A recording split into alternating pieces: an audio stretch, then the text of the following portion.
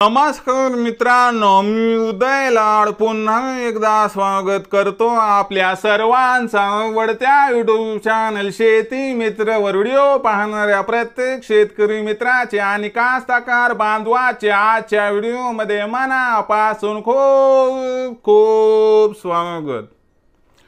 मित्रांनो, thumbnail पाहितलं, title वाचलं हो मित्रांनो, सामान्य कापूस उत्पादक कास्तकार बांधवांसाठी सर्वात महत्त्वाचा व्हिडिओ की आता कापसाच्या दुप्पट उत्पादनासाठी कापसाच्या पिकावरती अशी करा पहिली फवारणी। ही सध्याच्या कंडिशनची सर्वात महत्त्वाची अपडेट आहे। हा सध्याच्या कंडिशनचा सर्वात महत्त्वाचा व्हिडिओ आहे की कापसाच्या दुप्पट उत्पादनासाठी आता कापसाच्या पिकावर अशी करा पहिली फवारणी। मग कापसाच्या पिकावरती पहिली फवारणी करत असताना कोणकोणत्या गोष्टींची काळजी घ्यावी? कापसाच्या पिकावरती पहिली फवारणी कापसाचं पीक किती दिवसाचं असताना करावी?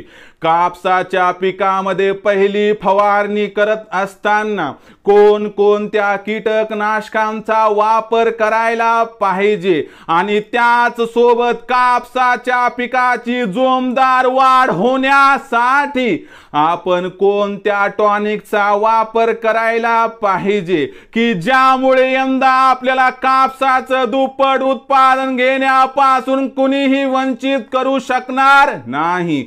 जर आपल्याला ही कापसाच्या पिकाच्या दुप्पट उत्पादनासाठी जर करायची असेल पहिली फवारणी, तर पहिली फवारणी करत असताना या महत्त्वाच्या गोष्टी लक्षात ठेवा ज्यामुळे आपल्याला कापसाचं दुप्पट उत्पादन घेण्यापासून या वर्षी कुणीही वंचित करू शकणार नाही। या प्रश्नांची अचूक उत्तरे जाणून घेण्यासाठी आता आपण सर्वांनी हा व्हिडिओ सुरुवातीपासून शेवटपर्यंत पाहावा। हा व्हिडिओ सुरुवातीपासून शेवटपर्यंत पाहत असताना जर आपल्याला हा व्हिडिओ मनापासून आवडला तर या व्हिडिओला या ठिकाणी जरूर लाईक करा। जास्तीत जास्त कास्तकार बांधवांपर्यंत हा व्हिडिओ पाठविण्यासाठी या व्हिडिओला या ठिकाणी जरूर शेअर करा। शेअर करण्यासाठी आपण personal WhatsApp number, WhatsApp group, Telegram group, Facebook, Instagram, Snapchat या सोशल मीडियाच्या साधनांचा वापर करून जरूर या व्हिडिओची लिंक या ठिकाणी शेअर करा। राहिला असेल आपलं सबस्क्राइब करायचं तर प्रत्येक मायबाप शेतकरी मित्राला आणि कास्तकार बांधवाला हात जोडून मनापासून कळकळीची विनंती करतो की मायबाप शेतकरी मित्रांनो आणि कास्तकार बांधवांनो, आपल्या सर्वांना तर मी आपलं मानलंय। आयुष्याच्या शेवटच्या श्वासापर्यंत आपल्या सर्वांना मी आपलंच मानणार। आपण देखील मला आपला आणि घरातील सदस्य या ठिकाणी मानत असाल तर जरूर चॅनलला सबस्क्राइब करून घ्या। यासाठी या व्हिडिओच्या डाव्या साईडला खालच्या बाजूस येऊन दिसणाऱ्या लाल रंगाच्या सबस्क्राइबच्या किंवा मराठीतील सदस्य वाचा ऑप्शनला टच करा। त्यानंतर रंग बदलून बाजूला एक घंटी येईल, या घंटीला टच करून ऑल या नोटिफिकेशनला ऑन करा। यामुळे येणारा प्रत्येक व्हिडिओ हा आपणास या ठिकाणी मिळत राहतो। तर बघा मित्रांनो, सामान्य कापूस उत्पादक कास्तकार बांधवांसाठी सर्वात महत्त्वाचा व्हिडिओ की कापसाच्या दुप्पट उत्पादनासाठी आता कापसाच्या पिकावरती अशी करा पहिली फवारणी। मग कापसाच्या पिकावरती पहिली फवारणी करत असताना कोणकोणत्या गोष्टींची काळजी घ्यावी? पीक किती दिवसाचं असताना पहिली फवारणी घ्यावी? पहिली फवारणी घेत असताना कोणत्या कीटकनाशकाचा वापर करावा? पहिली फवारणी घेत असताना कोणत्या टॉनिकचा वापर करावा? का करावा? किती करावा? कसा करावा? या प्रत्येक प्रश्नाचं आज उत्तर दिलं जाणार आहे। यामुळे आपण सर्वांनी जर हा व्हिडिओ शेवटपर्यंत पाहिला व इथून पुढच्या प्रत्येक फवारणीला फॉलो केलं तर यावर्षी आपल्याला कापसाचं रेकॉर्ड उत्पादन घेण्यापासून कुणीही वंचित करू शकणार नाही। तर बघा मित्रांनो, आता कापसाची पहिली फवारणी करत असताना आपण एक एक पायरी समजून घेऊयात। काय वापरायचं, कसं वापरायचं आणि कोणत्या प्रमाणात वापरायचं। तत्पूर्वी सगळ्यात महत्त्वाची गोष्ट म्हणजे कापसाचं पीक किती दिवसाचं आहे यावरती पहिली फवारणी अवलंबून आहे। लक्षात घ्या मित्रांनो, मी काय सांगतोय की आपलं कापसाचं पीक हे जर 20 ते 30 दिवसांच्या दरम्यान असेल तर आपण कापसाची पहिली फवारणी घ्यायला हरकत नाही। म्हणजे सरकी लावलेली तारीख जर समजा आपली ही 10 ते 12 जून असेल तर त्याच्यामध्ये आपण 20 दिवस मिसळा मित्रांनो। 10 + 20 म्हणजे 30 जून। म्हणजे आपल्याला काय करायचे मित्रांनो, 1 ते 15 जुलैच्या दरम्यान या ठिकाणी कापसाच्या पिकावरील पहिली फवारणी घ्यायची आहे। म्हणजे लक्षात घ्या मित्रांनो, आपण काय करायचे, सरकी लावलेली तारीख लिहून ठेवायची आहे आणि त्यानंतर मित्रांनो आपल्याला हा जो फवारणीचा संपूर्ण शेड्यूल आहे तो फॉलो करायचा आहे। कारण पहिली फवारणी योग्य वेळी झाली तर दुसरी होईल, तिसरी होईल आणि एक जरी फवारणी मागे पुढे झाली आणि एकदा किडीनं आपल्या पिकामध्ये प्रवेश केला तर मित्रांनो कुणीही तुम्हाला या अडचणीतून मुक्त करताना दिसू शकणार नाही। त्यामुळे आपला हा मित्र उदयलाड काय सांगतोय की आपल्याला अडचण येण्या अगोदर सोल्युशन पाहिजे असेल तर आपण त्या ठिकाणी किडींची वाट न बघता या ठिकाणी फवारणीचा शेड्यूल तयार करावा आणि शेड्यूलचा पहिला भाग आहे की पहिली फवारणी कापसाचं पीक हे 20 ते 30 दिवसाचं असताना करायची आहे। त्यानंतर दुसरा महत्त्वाचा मुद्दा कीड नियंत्रण। मग कापसाच्या पिकामध्ये सुरुवातीच्या स्टेजमध्ये कोणत्या किडीचा प्रादुर्भाव होतो तर खास करून रस शोषण करणाऱ्या किडी म्हणजे ज्यात मावा आहे, तुडतुडे आहे व इतर प्रकारच्या रस शोषक किडींचा प्रादुर्भाव होतो। आता सुरुवातीच्या स्टेजला जो असणारा किडींचा प्रादुर्भाव आहे तो जास्त प्रमाणात नसतो, म्हणून खूप महागडं औषध वापरण्याची अजिबात आवश्यकता नाही। मग करायचं काय तर इथं काय करायचं, मी ज्या कंपन्या सांगतो मित्रांनो तुम्ही ह्याच घ्यावं असं काही या ठिकाणी आपल्याला बंधनकारक नाही। कारण मी कोणत्याही कंपनीची पब्लिसिटी करत नाही, परंतु जे काही या ठिकाणी मॉड्युलर ऑप्शन आहे ते तुमच्या समोर सादर करणार आहे। तर बघा मित्रांनो, आता याच्यामध्ये नंबर 1 चं पहिलं ऑप्शन कीड नियंत्रण करण्यासाठी आहे बायर कंपनीचं कॉन्फिडर। आता बायर कंपनीचं जे कॉन्फिडर आहे मित्रांनो 15 ते 20 लिटरच्या पंपासाठी 10 ml आपण वापर करायचा आहे। मग यानुसार आपण आपलं क्षेत्र बघा किती आहे त्यानुसार जर आपण या ठिकाणी कॉन्फिडरची निवड केली तर मित्रांनो या कॉन्फिडरमुळे काय होतंय की जे मावा तुडतुडेचा प्रादुर्भाव याला बऱ्यापैकी आपण या ठिकाणी रोखण्यात यशस्वी होऊ शकतो। जर तुम्हाला बायर कंपनीचं कॉन्फिडर आवडत नसेल तर तुम्ही सिजेंटा कंपनीचा ॲक्ट्रा घ्या। ते काय करायचे 15 ते 20 लिटर पंपासाठी 5 ग्रॅम पर्यंत घ्या। आणि या व्यतिरिक्त मित्रांनो तुम्ही रस शोषण करणाऱ्या किडीला रोखणारे जे काही औषध आहे इतर कंपनीचं घ्या, ब्रँडेड कंपनीचं घ्या, लोकल कंपनीचं घेऊ नका। बस एवढीच मला आपल्याला विनंती करायची आहे। कारण कसं आहे की खूप महागडी ही फवारणी नसते, त्यामुळे औषधामध्ये आपल्याला काय करायचं मित्रांनो कंजूसी करायची नाही। आता हे झालं मित्रांनो कीड नियंत्रण करणारा औषध, समजलं ना। कॉन्फिडर घ्या नाहीतर मग ॲक्ट्रा घ्या, तुमच्या मनानं कोणतंही घ्या किंवा इतर कोणतं घेतलं काही प्रॉब्लेम नाही। पण एखादा त्या ठिकाणी तुमचा मित्र तुम्हाला सुचवतो म्हणून घेऊ नका, त्याच्यामध्ये कोणता कंटेंट आहे तो कंटेंट खरंच आपल्याला लाभदायक आहे त्याचा विचार करून घ्या मित्रांनो। आता हे झालं मित्रांनो कीड नियंत्रण करण्यासाठी कीटकनाशकाचा वापर। आता यासोबत दुसरा घटक कोणता आहे ते समजावून सांगतो।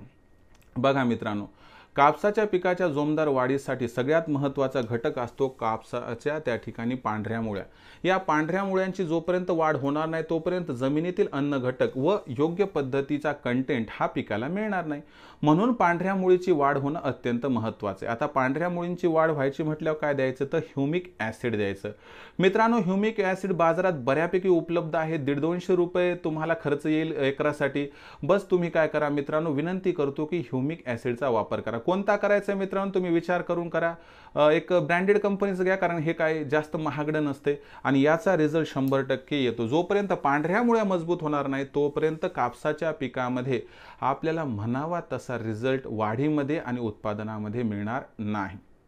आणि जसं आपलं लहान लेकरू असते मित्रांनो, त्याला सुरुवातीच्या स्टेजमध्ये महत्त्वाच्या गोष्टी आवश्यक असतात, त्या पद्धतीनं हे लहान आपलं बाळ आहे, याला सुरुवातीच्या काळात जेवढं तुम्ही त्या ठिकाणी मजबूतीनं सगळं द्याल तेवढा तुम्हाला रिझल्ट हा तो 5 महिन्यानंतर जेव्हा त्या ठिकाणी कापूस निघायला सुरू होईल तेव्हा वेचणी करताना दिसून येईल.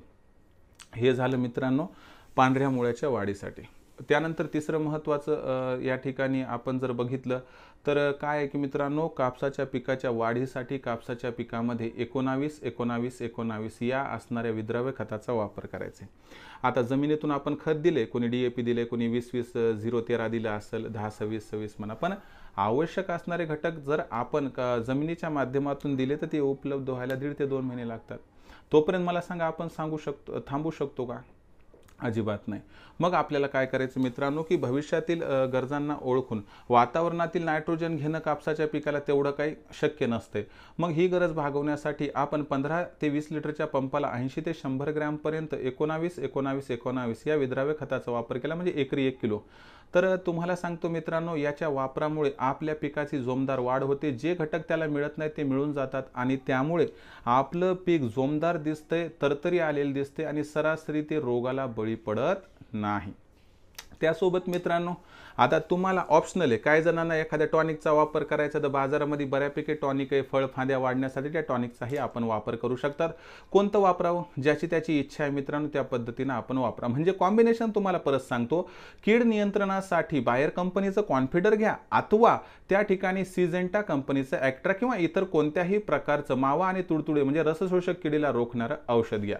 त्यानंतर दुसऱ्या ऑप्शनमध्ये मित्रांनो ह्युमिक ॲसिडचा वापर बंधनकारक आहे. तिसऱ्या ऑप्शनमध्ये 19-19-19 या विद्राव्य खताचा वापर आणि चौथ्या ऑप्शनमध्ये मित्रांनो एक बऱ्यापैकी टॉनिकचा वापर केला. या 4 प्रकारचं एकत्रित कॉम्बिनेशन केलं तर 100% सांगतो मित्रांनो तुम्हाला एवढा जबरदस्त रिझल्ट मिळेल की ज्या रिझल्टमुळे तुमचं जे स्वप्न आहे की यावर्षी मला एकरी 20 क्विंटल कापूस उत्पादन घ्यायचे, ते स्वप्न पूर्ण होण्यापासून तुम्हाला कुणीही वंचित करू शकणार नाही. काही जण काय म्हणतात की सर बुरशीनाशकाचा वापर करू का?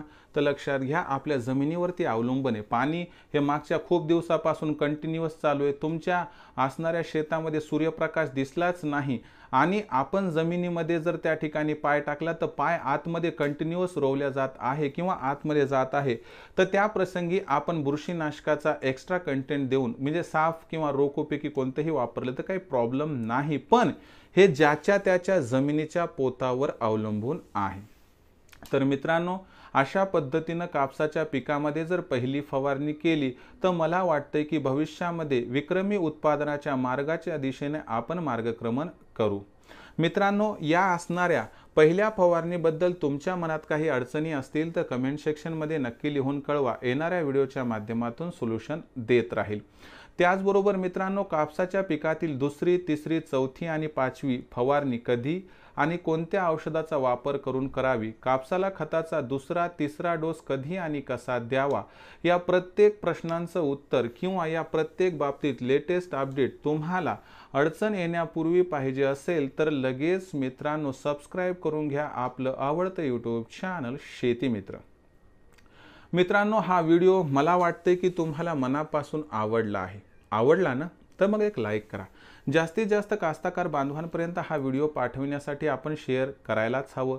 शेअर करण्यासाठी आपण personal WhatsApp number, WhatsApp group, Telegram group, Facebook, Instagram, Snapchat या सोशल मीडियाच्या साधनांचा वापर करून नक्की लिंक शेअर करा.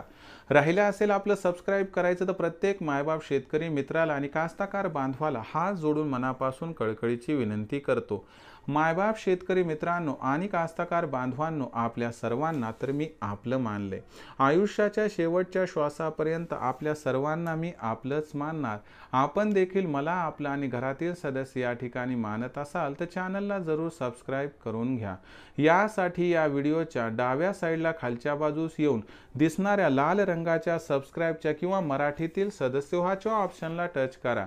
त्यानंतर रंग बदलून बाजूला एक घंटी येईल, या घंटीला टच करून ऑल या नोटिफिकेशनला ऑन करा.